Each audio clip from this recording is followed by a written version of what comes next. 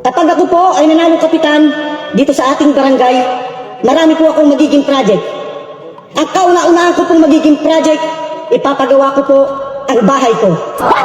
Bakit kanyo? Para naman kapag binisita nyo ko sa aming tahanan, ay maganda at presentable. Hindi po ba?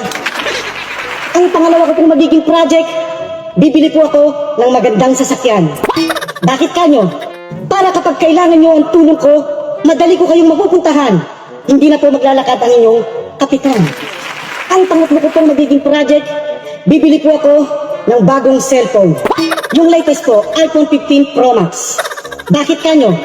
Para kapag ako'y tinawagan nyo or kaya'y tinext, madali ko po kayong ma-replyan o masagot dahil latest po ang cellphone ng inyong kapitan. At ang pang-apat ko pong magiging project, ipapagawa ko po ang ngipin ko.